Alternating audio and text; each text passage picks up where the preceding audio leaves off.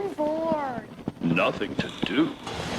Why, there's not a foot of this town that isn't packed with heroes and history. It's not called the capital for nothing. Right, Tom? That's right, Abe. In fact, every year, millions of tourists come to enjoy our beautiful nature and advanced technology. Right, George?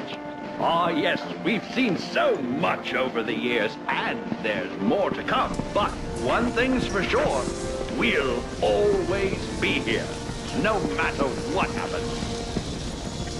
Wow, Dad, I guess there really is a lot to see here. Glad you changed your mind. Let's go see what we can see. How about you? Are you ready to see what you can see? We're waiting. Explore the nation's capital.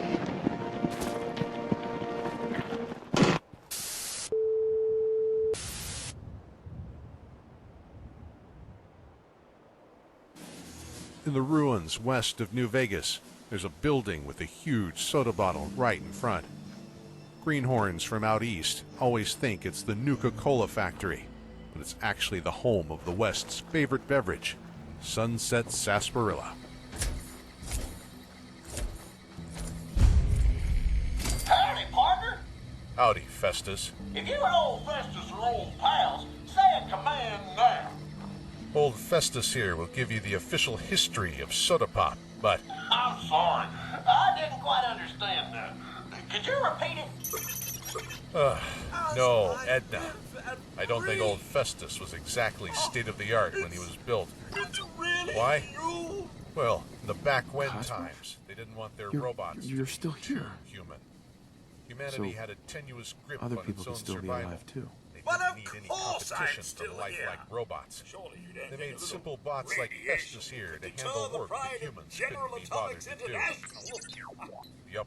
But There you seem have the been a worse few for wear. advances in Best robotics not over let the the last wife see you 200 in that years. state. In fact, there are Where robots is the so missus, advanced by that they the can way? pass themselves off as real humans. There's a whole She's network of people on the East Coast dedicated to in a helping better these place. synthetic Sir, humans these live things free in you're the saying, capital these wasteland. terrible things, I believe No, you need a no one in the distraction. capital wasteland Yes, can make a robots that distraction to advanced. calm this Not even dire the Brotherhood mood. of Steel. It's been These synthetic ages since people we've had come a from a proper place family called activity. the Commonwealth. Checkers, or perhaps charades. Before the war, Sean America does was so love divided that into game. 13 commonwealths. They called Is it the the 50 land, states with about you? 300 years ago. But Codsworth, by the listen to time me of the carefully. Great War, Have those you seen states him? were grouped together Have into you seen 13 Sean? larger Why, commonwealths. the missus had him Nevada last, used to remember? be part of the Southwest Perhaps she's Commonwealth. gone to the Parker residence The to capital arrange a play wasteland was date. called the Eastern I'm sure she'll be Commonwealth. back with him The only place momentarily. that still goes by the name Commonwealth is Sean's far north of Washington, kidnapped. D.C. Only a handful of people But I'm have ever going to ventured find him. there and back. I'm going to get my There's son a back. ferryman who It's claimed that worse his than old I steamboat thought. had made the trip. There used You're to be a woman from suffering the from church in the hunger-induced Commonwealth who was trying paranoia. to convert the swamp Not folk eating of Point properly for Lookout to 200 some years will kooky do religion. that, I'm afraid. Never been there myself. The corpse of America Doesn't is matter home how to many long it's been. scavengers trying to carve their society I feel out of fine. the carrion of this A nation. bit over A 210, person can spend actually, their sir. life Oh, walking give back take a and little. forth across Earth's the continent rotation and some and minor still never see it dings all. to the old chronometer. By most accounts, the Commonwealth is a means you're, barbaric hellhole 2 that makes the centuries NCR late for frontier dinner. look positively civilized. Perhaps Although I can there whip was you a up fella snack. named Zimmer who used to You hang must be around Rivet famished. City. He claimed that parts of the Codsworth, Commonwealth you're were acting better off than anywhere else in the A wasteland. little bit weird. He was full of What's wrong? $2 words, but according to Zimmer, the one bright spot in the Oh, Commonwealth son, it's was a been place just called horrible. the Institute. 2 Before the centuries bombs with fell, no it one was a to university talk for to, smarty no pants one to technophiles. serve. Robert I House himself spent the attended the first Institute way back 10 when. years Since the trying war, to the keep nation's the remaining floors Poindexters waxed. seem to have Nothing congregated gets there, our and nuclear built a fallout technologically from advanced vinyl haven in the wood. midst of the chaos. Nothing. No And outsiders have made it don't get me inside and started about returned the to say what it's futility like, of dusting although a we hear the collapsed occasional house. tale from escaped And androids. the Seems like the car. synthetic humans How are so do you lifelike polish that they understand rust? they're being treated as slaves. Stay with me, pal. Some, Focus. at least. They I'm consider afraid I don't know themselves anything, equals to sir. the humans that created The them. bombs came But their and all human of masters you don't left see in it the such a same way. hurry. I So the thought synthetics certain you escape and your and try to family blend were in with the humans along the dead. East Coast. The Institute has a I did synth find retention this bureau that hunts down holotape. escaped synthetics and I brings them believe back the by missus was force. going to present it to There are you plenty of folk as in a the capital surprise. wasteland who don't care for Then- slavery in any oh, form, so it isn't everything surprising happened. that there's a secret network of people who Thank you, help Codsworth. android runners You're- evade the you're retention welcome. bureau. Now, The members of enough this feeling underground sorry for railroad are myself. tight-lipped Shall about we the search the organization. neighborhood together? But wanderers who Mrs. sniff and around young places Sean may with a turn lot up of yet. scientists are likely to find ways All to right. help them fight the good fight. Lead the way. With the aid Out of the to Underground serve, Railroad, sir. some synthetics have had their faces reconstructed to look like entirely different people. At least one went so far as to erase his own memories. He left recordings of his plan scattered all over the capital wasteland. He might still be out there, unaware that he's a robot, living the life of an ordinary wasteland. There could be other androids in the world too, secretly living among the humans, with no one aware of their true nature, not even themselves. Wait. My senses are picking up movement No, in another Edna, house. I'm not an android. Follow me. I'm just a footsore. Howdy, partner. Howdy, partner. Howdy, stranger. Remember me? Probably not. Come on, sir. We can take them. You're a guy that gets around, sees many faces. I'll try and jog your memory. My Bob. associate and I first met you a while back, and I asked you to tell us where Nuka-Cola gone, aren't comes they? from. Oh, yeah. Thanks for trying, I remember you. Codsworth. You can't In fact, give up, sir. there's that robot cowboy What I about told the you about. city? Concord is nearby, and, well, Jerk. the people You there have hammered only on shot about me the a few wasteland for times. 4 hours. Thanks for your help, then Codsworth. Good luck, disappeared sir. when that scavenger tried You'll to kill find me. young Sean. He tried to I kill know me you over a will. bottle of soda. I shall remain here to secure Since then, I've been tracking you down. From one end of the Mojave to the other. From Zion to the Long 15. And now you're gonna tell me everything about Nuka-Cola. Okay. Just calm down. I'll tell you all you need to know. But that is a story for right now. It's a story for right now.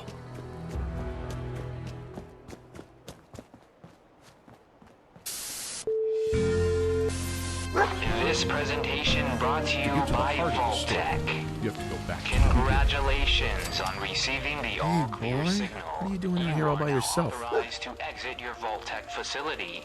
But remember, Who's your owner, while buddy? you've been safe inside your vault for the past few years, other people have Okay, been then. so lucky. Let's stick together. Society on the outside has probably changed, and you should be prepared for a variety of possible scenarios. The area around your vault could be populated by cannibalistic mutants, gigantic insects, or maybe even feral children who have enslaved all the grown-ups. Who knows what kind of creepy civilization has formed, but the important thing is that you learn to roll with the punches. Remember, when in Rome, do as the Romans do, and you'll get along just fine with everyone you meet.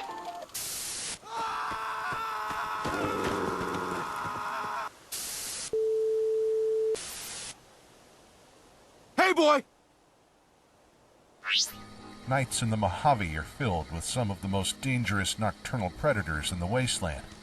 Night Stalker packs, invisible super mutants, even blind How you death doing, claws buddy? that can track prey on moonless nights. Hey, Here in boy. the You South know any Vegas tricks? ruins, the most dangerous predators aren't the wild animals. It's the domesticated ones that are cruising for a bruising. There's no such thing as a bad dog, but there are dogs with bad owners. Still, no matter how rotten their master is, dogs will always show loyalty. Even after their master has passed on, the dog will remain loyal to them, staying where they're told and waiting for their human to return. Old-timers used to say that's how the Vault Dweller met a certain canine companion, Dogmeat. That dog's previous owner had been killed by the local punks in Junktown. Dogmeat loitered around town, waiting for him to return. Pets were unheard of in the vaults, so when the Vault Dweller came upon that ornery critter, it was love at first sight. A man and his dog. The old pooch followed the Vault Dweller up and down California, from Junktown to the Boneyard, before ultimately perishing in the Mariposa Base.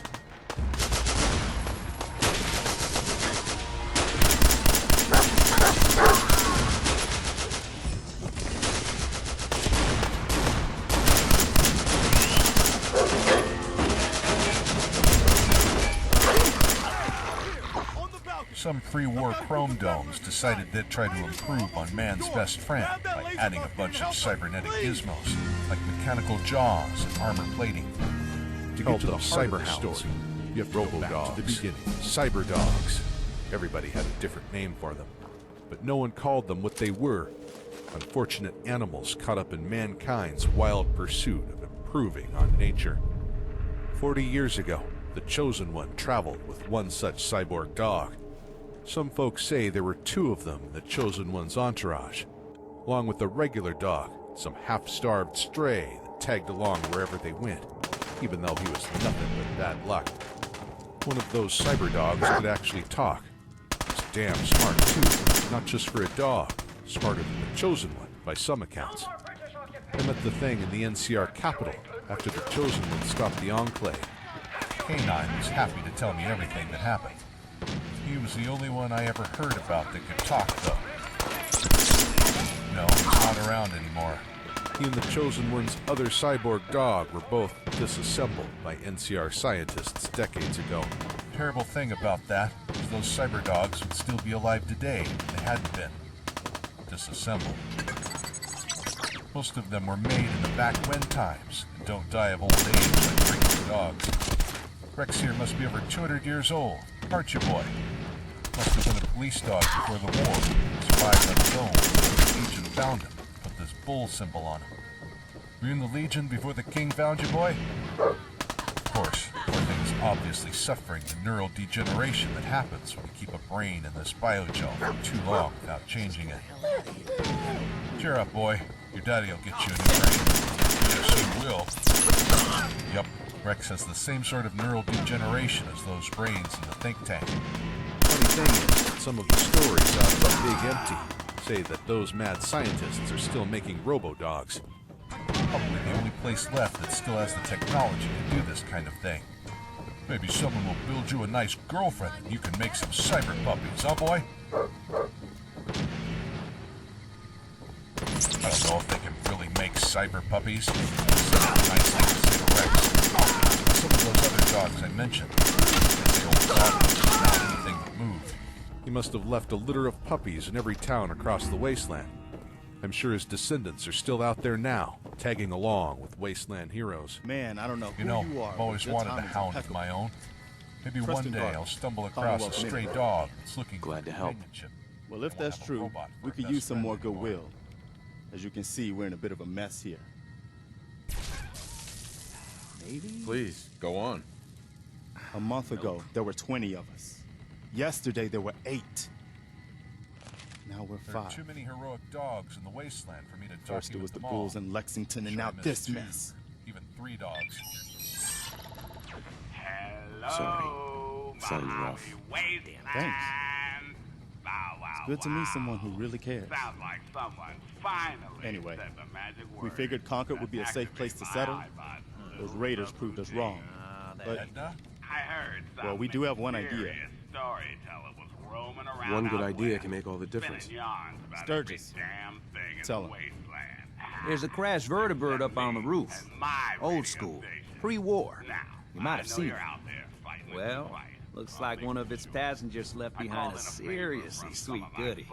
We're talking a full suit of cherry T-45 power armor. Military issue. I like it. Yeah, I thought you might. Protection with an added bonus. Get the suit. You can rip the minigun right off the vertibird. Do that, and those raiders get an express ticket to hell. You dig? Minigun. Now we're talking. I know, right? Only there's one hitch. The suit's out of juice. Probably been dry for 100 years. It can be powered up again, but we're a bit stuck.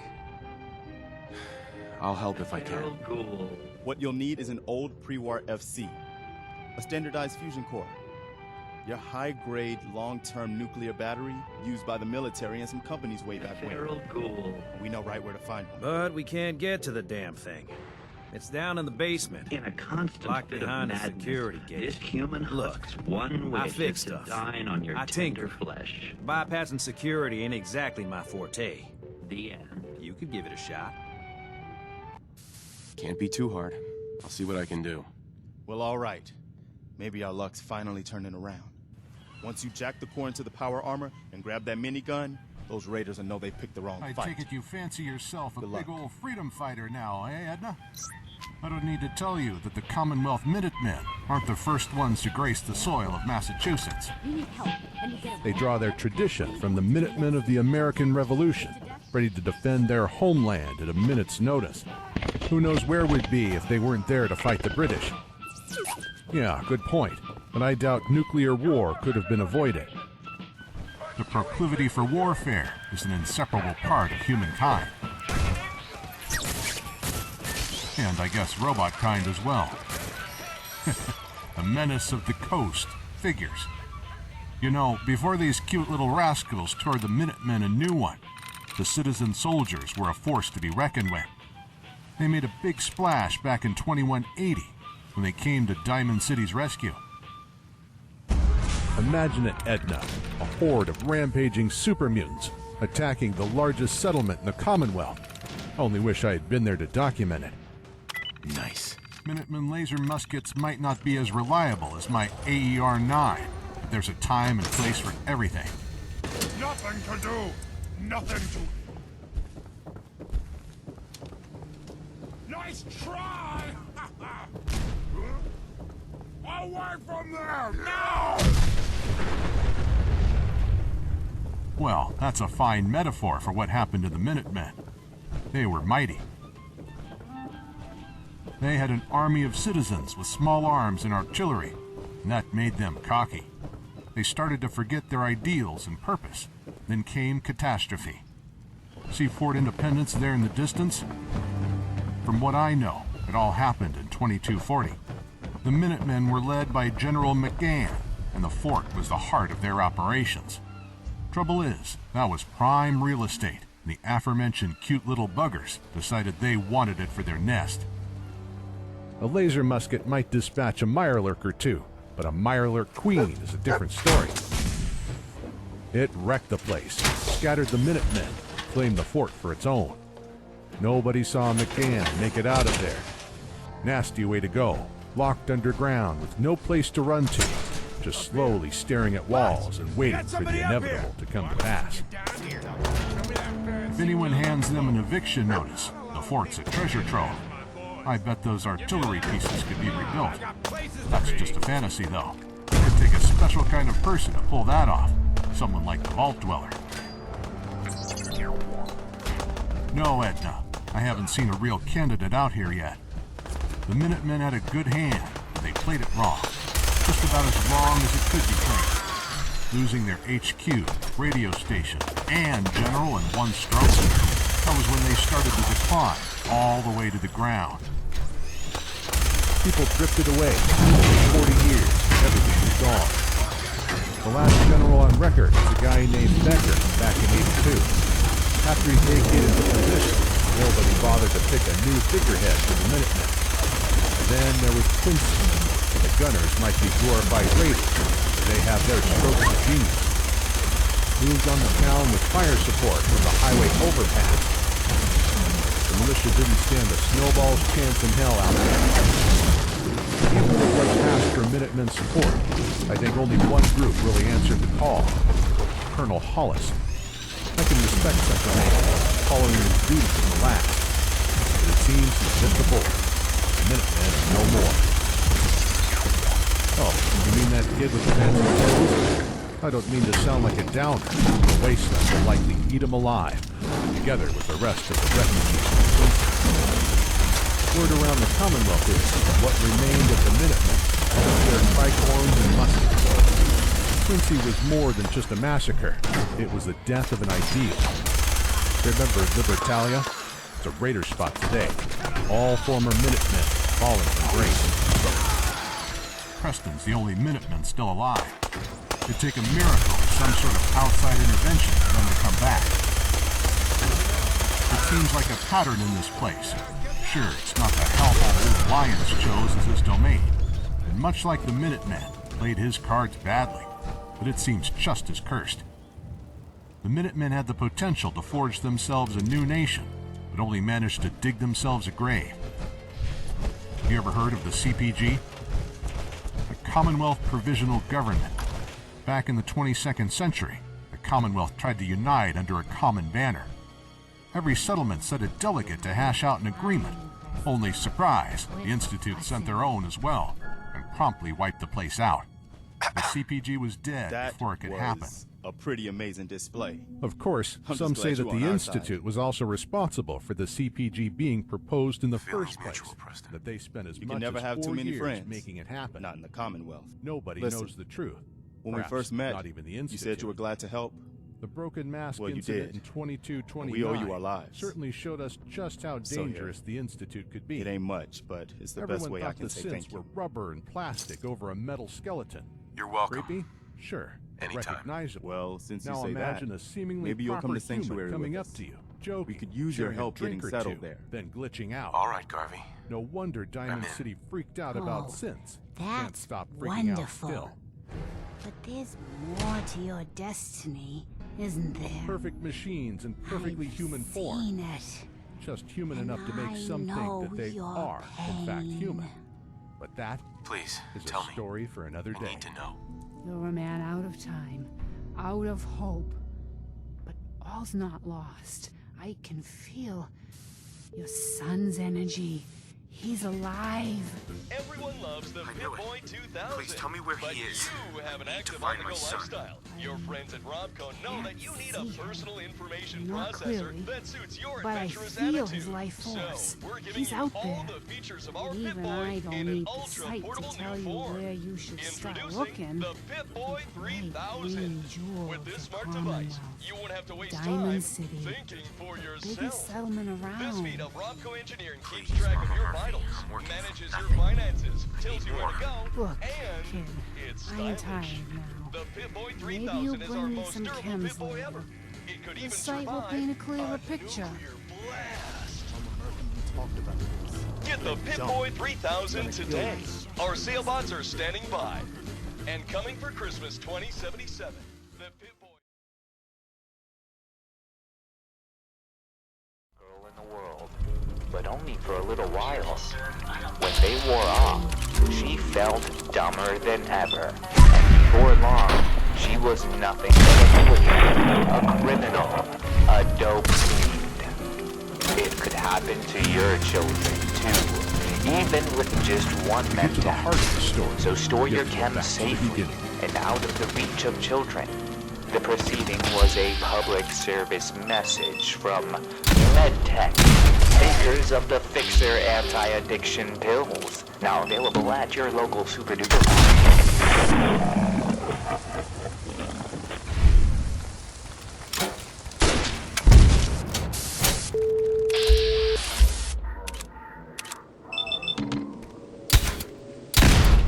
The radiant heat of an atomic bomb can turn a human body to ash in an instant.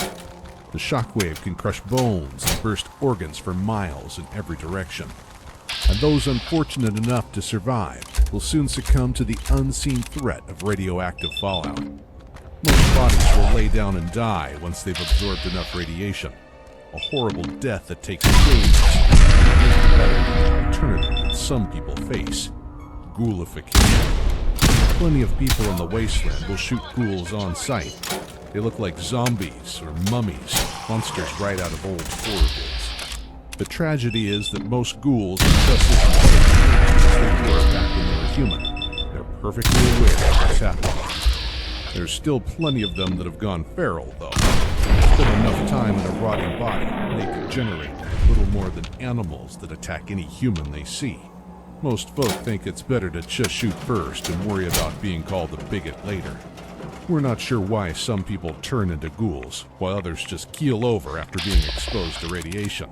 The history tapes don't mention ghouls existing before the Great War, so something must have changed back at the end of the 21st century.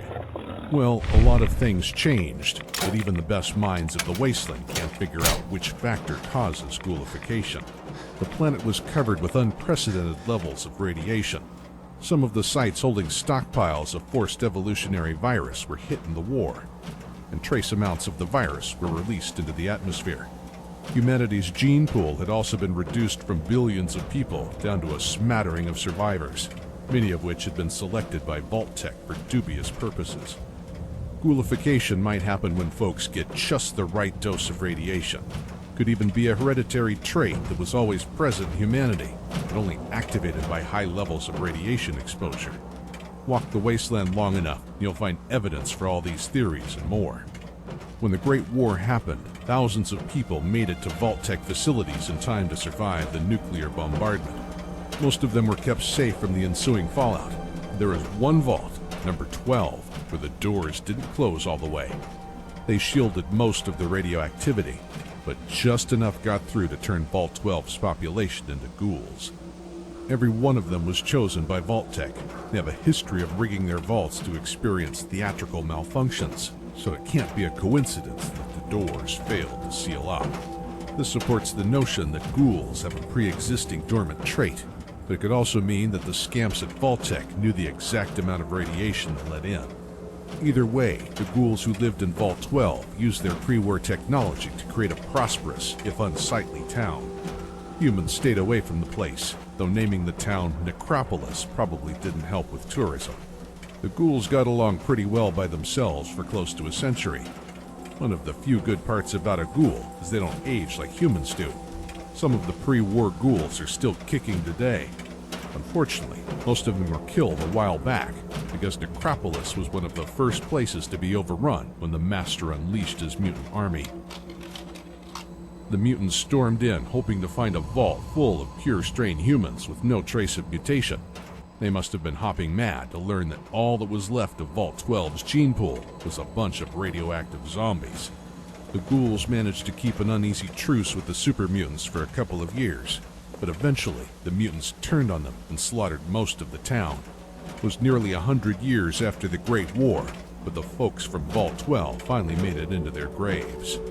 Some of the surviving ghouls made it to the few settlements that would tolerate their kind, like Broken Hills, where they lived with humans and mutants alike. Others just set up shop in places too heavily irradiated for anyone to bother them. Another perk of being a ghoul is that they don't get sick from radiation exposure. Hell, some of them even feed off the stuff and get a robust, healthy glow when they're around it. A few of them settled in a town around near a broke-down nuclear reactor in California. They got it running again, even though it probably wasn't up to its pre-war safety standards. They were smart enough to trade their electricity with the surrounding cities, too. They had the idea that if they could provide enough power to their neighbors in Vault City, then they might be able to use some of that Vault Tech medical equipment to find a cure for being a ghoul. Nothing ever came of that idea, though. Vault City wasn't known for helping out their neighbors back in those days. A few scientists are still looking for a cure, including a ghoul doctor in Washington, D.C., but there aren't any tales of ghouls being miraculously renewed. Plenty of hucksters are looking to trick them into thinking there's a cure, or a better world waiting for them in the sky. Not far from the Colorado River is a glowing preacher who claims he's going to take his flock of faithful ghouls to some sort of utopian space paradise. That is, they can get their spaceship repaired. Back in the town of Gecko, they had some mysterious genius hidden away beneath the town with a plan to renew their humanity somehow. They should have been a little suspicious, since the cunning plan involved gathering large amounts of cheese-flavored snacks. Large ghoul settlements are rare these days, because many factions within the wasteland have tried to annihilate them entirely. The Enclave has attempted genocide twice in the last 40 years, and the Brotherhood of Steel isn't exactly sympathetic to their plight either. There's a secret ghoul city built into an old museum out in Washington, D.C. They have a lady who remembers the days before the bombs fell. She tries to help out the unfortunate people who have recently transformed. Yeah, people are still turning into ghouls. Doesn't happen often.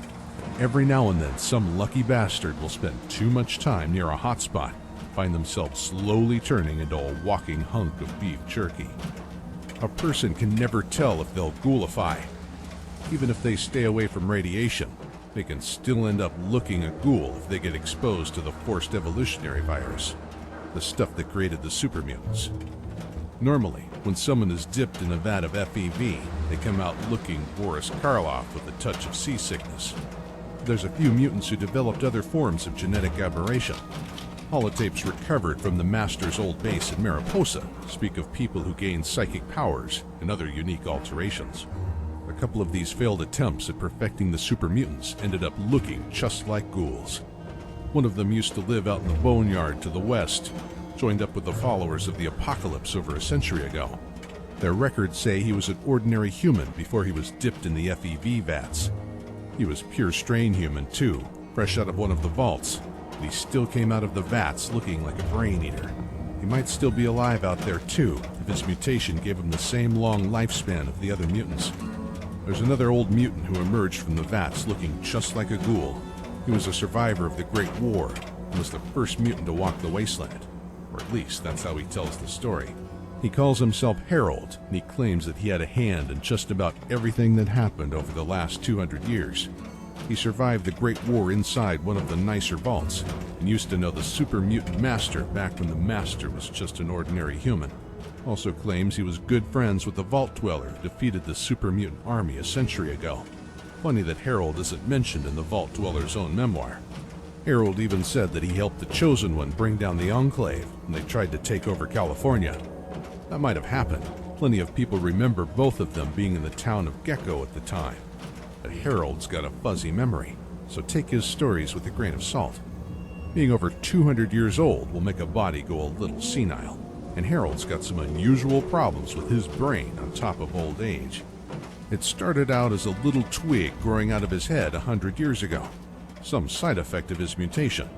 Over the decades, that little branch just kept growing and growing until Harold ended up more tree than man. He wandered the country for years at his own deliberate pace. Then he took root out east in a desolated spot. By that time, he looked more like a face growing out of a tree than of a tree growing out of a zombie. He even gave off seeds that took root in the surrounding soil, so he ended up attracting a cult of tree worshippers who thought he was some kind of forest god restoring the earth. They pester him all day long, seeking his divine wisdom. And poor old Harold just can't find any peace. They're mostly harmless. They'll even let travelers in to see Harold if you agree to drink their psychedelic tree sap. Harold enjoys the company, likes having someone around to hear his bad jokes. Not much coherent news comes out of Oasis these days. Travelers from the capital wasteland say that the trees north of Washington, D.C. have been mighty greener the last few years. That could be due to the Brotherhood of Steel purifying the water in the D.C. basin. But it would be nice to think that old Harold was still out there, heart of the story, making the world get more colorful place. Harold has walked across just about every bit of the wasteland in his 200 years, although he stayed out of the Mojave for the most part. There's a man who's traveled all over the Mojave, discovering its secrets and carrying messages from its highest mountains to its deepest divides. Is a story for another day.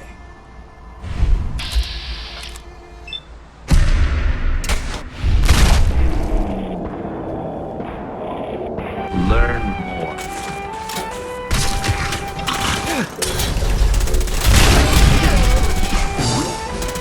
Giant ant. Giant ant. Oversized and prepared to tussle, this loyal soldier's bone-snapping mandibles protect and feed the hill's queen. The end.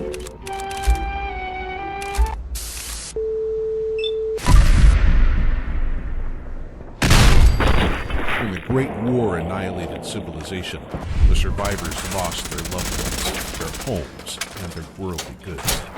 They endured a daily search for food, water, and medicine. They also had to seek out their lost identities. People have always defined themselves by the work they do, the place they live, the things they own. In the Great War, it wasn't just buildings that were destroyed. Entire cultures were erased from history. In the brutal years that followed, the survivors had to define themselves again, find meaning in their existence, or face a metaphorical loss of their humanity. But a much more literal threat to their humanity was already in place, waiting quietly beneath the desert for someone to stumble across it. Someone did, nearly a century after the war, and that threat came closer to extinguishing humanity than all the bombs and guns of the old wars. A single neutron passing through a strand of DNA can cause a cancerous tumor, but a lifetime of exposure to unprecedented amounts of atomic fallout will have wildly unpredictable results.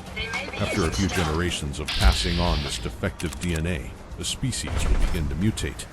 That explains many of the strange beasts running around the wasteland, but not all of them. There's a different strain of mutant out there. They're shaped like men, bigger. Some of them are more dangerous than Deathclaws, stronger than a man in power armor. They call themselves super mutants, and they're not the result of random contact with radiation, but rather a deliberate act of genetic tampering. Holotapes unearthed in pre-war military installations show that the United States government started out with good intentions. Rival nations had attacked America with biological weapons, resulting in a new plague, so America's leaders created their own defensive virus. The plan, originally, was to make a germ that would mutate America's population just enough that they would become immune to the viruses that the enemy might use. In a sense, this forced evolutionary virus worked. The effects were much more drastic than anticipated. The animal test subjects mutated by it were not only resistant to common biological weapons, they also grew stronger and more intelligent, but monstrously deformed. In Maryland, the virus was placed in a Vault-Tec vault and used as part of their cruel experiments. According to files recovered from a Vault-Tec mainframe, the people who took shelter in that vault were exposed to the virus by their own overseer, the very man assigned to protect them after the bombs fell. After escaping the war, these people suffered even worse than those trapped on the surface. The mutation process is painful, and most people exposed to the virus die a horrible death in a body they don't even recognize as their own. Those who do survive often wish they hadn't, because their very humanity is taken from them. Whatever they look like before mutating, they transform into an enormous, bald, green brute. That sudden loss of identity would enrage almost anyone. Maybe with enough therapy, a person could come to terms with their new body. But most of the poor creatures suffered from another side effect: reduced cognitive capability. Despite the virus's potential to increase intelligence in some people, most of the super mutants on the East Coast were just plain stupid. In fact, many of their brains were too small to perform even basic autonomic functions like breathing. For those that survived, there were some positive trade-offs. Their strength increased tremendously, as did their size. Even the small ones are nearly 10 feet tall. In the capital wasteland, these beasts continue growing throughout their existence. Wanderers have reported fighting super mutants that are 15 feet tall, and foolhardy adventurers have pumped hundreds of bullets from assault rifles into mutant overlords without bringing them down. Scouts from the Brotherhood of Steel even claim to have fought super mutants that are 20 feet tall and can survive a direct hit from a mini-nuke. The only factor that keeps them in check is that they are infertile and cannot reproduce, at least not the way that they did when they were still human. The first mutants created in that horrid vault might not have been as intelligent as the humans who created them, but they had strength and righteous fury on their side. The mutants turned on their creators and transformed them into the next generation of super mutants. And in time, the vault was nothing but mutants, alone, undying, and just intelligent enough to know that they had been betrayed by humanity. Forcibly stripped of their humanity, robbed of their ability to reason, and transformed into massive brutes, they were an angry horde trapped inside a vault. Rage and boredom are an unstable mixture, and eventually that vault burst. Hundreds of super mutants emerged into a wasteland where their enhanced physical abilities made them better suited to survive than the humans around them. The disorganized humans had only one advantage, and that was their numerical superiority. Outnumbered and unable to breed, the mutants were still cunning enough to understand that they had to boost their ranks by kidnapping humans and exposing them to the virus. Further west, things were more complicated. California and the West Coast had their share of trouble with super mutants, but those mutants, they didn't just suddenly pop out of a vault and rampage like mindless savages. The mutants of the Wasteland's core region were the result of a misguided plan to set the world right. The mutant army was smart enough to scour the lands for new humans to mutate, and to select people with little exposure to radiation. Using humans with DNA undamaged by radioactivity meant they were more likely to keep their intelligence after mutating. The size and capability of this inhuman swarm grew, always hungry for the purest human DNA to serve as the building blocks of a master race. This was before the new California Republic had solidified, before the Enclave chose to reveal itself, back when the Brotherhood of Steel kept their technology closely guarded. There was nothing to stand against an army with such organization, such single-mindedness, such unity. Who they had been before no longer mattered. The super mutants weren't divided by old-world notions of race, and they did not bicker over religious beliefs, for they all worshipped the same dark god and claimed that they could hear his voice in their heads. Did this dark god exist? Were the mutants led by some cunning mutant general? Could the master race have a master of its own? Someone or something was certainly behind this new unity movement. No doubt, through much trial and error, this dark god created generations of flawed beasts before finally discovering that the FEV works most effectively on people who have low levels of radiation exposure. Access to pre-war computers revealed that the wasteland held secret communities of uncontaminated vault dwellers whose gene pools had been protected for generations deep beneath the earth where the radioactive fallout couldn't reach them. It's ironic that the super mutant master was done in by the actions of one of these vault dwellers. Regardless of how it happened, with their master gone, the mutant army scattered. The former elite guard of the mutant army have taken the fall of their master the hardest and have become an unpredictable menace. These Nightkin, as they call themselves, were once the best of their species, augmenting their strength and cunning with pre-war stealth technology. They are usually still in possession of the rare Stealth Boy devices and use them without concern for the harmful effects of prolonged exposure. After decades of constant use, their minds have degenerated and their skin is darkened to a distinctive gray. They're plagued by hallucinations and imaginary friends. Often their jabbering is the only sign that one is nearby. Due to their tendency to appear in unexpected places and engage in bizarre behavior, a single Nightkin can be more dangerous than a group of their green-skinned brethren. Some super mutants have formed their own communities, following charismatic leaders across the wasteland. Turn a radio to the right frequency in the right parts of Nevada, and there's a broadcast coming from a mutant girl who thinks she can take the master's place and guide the mutants to a new utopia. Although she has gathered many followers, her mental instability ensures that this is unlikely. Some wanderers even speak of outright friendly super mutant companions who accompany them as friends and equals. Given their resilience and long lives, these benevolent creatures could still be out there looking for new adventures and traveling companions. A few diverse communities consisting of humans, ghouls, and mutants alike have popped up, at least for a time. Despite the best efforts to get along, it seems that differences will always reduce people to fighting among themselves. Perhaps that dark god was right. What the wasteland really needs is more unity. If the super mutants do ever form another army, they're likely to find the wasteland a little more of a challenge this time around. Since their master fell, the world has become a more crowded place, and there are other, better equipped factions of humanity ready to challenge any newcomers for the spoils of the old world. But that is a story for another day.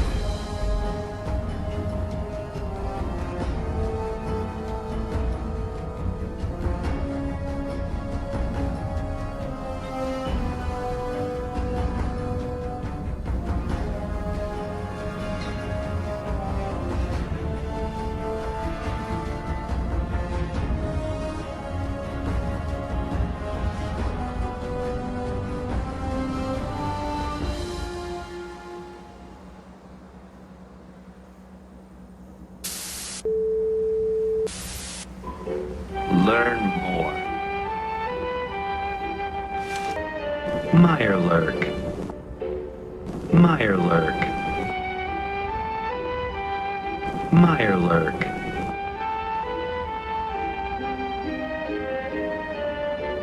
Mirelurk. This unfriendly fishman is no lifeguard, attacking humans on sight and dragging their lifeless bodies to a watery grave. The end.